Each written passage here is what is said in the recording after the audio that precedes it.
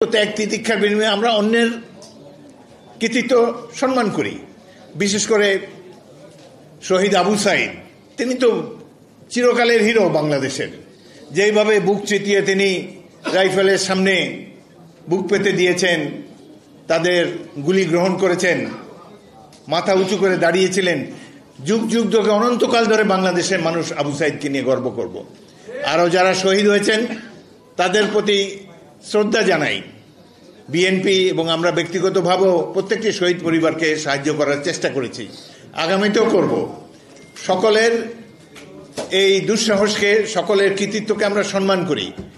কিন্তু বিএনপি সম্পর্কে যখন এই 17 বছর সংগ্রাম করার পর পরশ্রী কাতরতা থেকে উদ্ভূত ক্রিটিসিজম শুনতে পাই, তখন মনটা কষ্ট লাগে। বিশেষ করে যারা বয়সে এত কম। প্রফেসর ইউনূস একটা কথা বললে, বা আসিফ নজরুল, বা অন্যান্য উপদেষ্টা যাদের যথেষ্ট বয়স হয়েছে, যারা পরিচিত জনগণের কাছে, তারা একটা কথা হলে মানায়। কিন্তু নাতির বয়সী ছেলে যদি বিএনপি মহাসচিবের বিরুদ্ধে খোঁচা দিয়ে কথা বলে, এটি অত্যন্ত দুঃখজনক। আমরা এটা আশা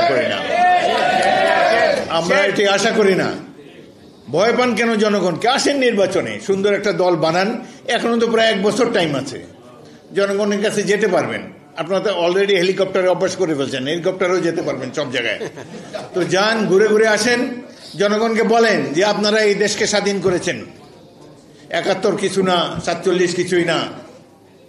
আরে ভাই, 71 তো দেখেন না? 71 সালে কিভাবে গ্রামে গঞ্জ থেকে পঙ্গপালের মতো হয়ে যশোর ক্যান্টনমেন্টে 8 ঘন্টা যুদ্ধের পর যখন বেরিয়েছি, ভেবেছিলাম যে বাংলাদেশে আমি একাই বোধহয় বিদ্রোহ করেছি। জানতাম না বাস্তব পরিস্থিতি।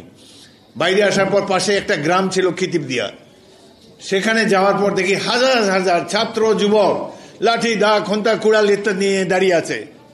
বলে, স্যার অস্ত্র দেন, যুদ্ধ করব। এদের মধ্যে থেকে 500 ছাত্রকে আমি ভর্তি করেছিলাম আমার ব্যাটালিয়নে, যার 100 জীবন দিয়েছে রণাঙ্গনে। আমি নিজেও যুদ্ধে আহত হয়েছিলাম। সেই মহাসংগ্রাম আপনারা দেখেননি, কল্পনাও করতে পারবেন না।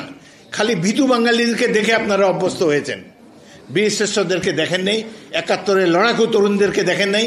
এই দেশ আমরা যুদ্ধ করে স্বাধীন করেছি, ভারত স্বাধীন করে নাই। ভারতের অংশগ্রহণ না হলেও আমরা দেশ স্বাধীন হতাম। এখন সীমান্তে আমার প্রতিবেশী দেশ আবার গন্ডগোল শুরু করেছে। তাদের পছন্দের নেত্রী বিদায় হয়েছে, তাদেরও গাত্র জ্বালা শুরু হয়েছে। বাংলাদেশে মানুষের ফসল কেটে নিয়ে যান, আম গাছ কেটে নিয়ে যান, নানাভাবে গুলি করে সীমান্তে প্রতিদিন মানুষ হত্যা করেন। আমরা নীরবে অবলোকন করছি। ভুলে যাবেন না, এই দেশটা যুদ্ধ করে আমরা 71 সালে স্বাধীন করেছি। প্রয়োজন হয় আবারও ইনশাআল্লাহ আমরা যুদ্ধের ময়দানে। একবার 27 বছর বয়সে যুদ্ধ করেছি, এখন 81 বছর বয়সে আবারও অস্ত্র ধারণ করব সকল অন্যায় এবং অবিচারের বিরুদ্ধে।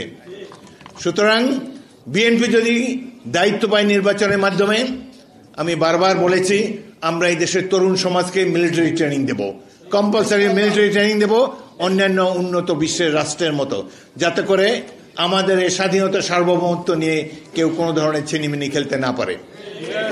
এখন যারা ক্ষমতায় এসেছেন, অতীতে তত্ত্বাবধায়ক সরকার ছিল 3 মাসের জন্য। আপনারা তো 30 বছর থাকতে চান যা মনে হচ্ছে। এতদিন সময় দেওয়া না, সম্ভব হবে না। কারণ অনির্বাচিত সরকার একটি দুর্বল সরকার। নির্বাচিত সরকার যেমনই হোক, তারা জনগণের সমর্থন নিয়ে আসে ক্ষমতায়।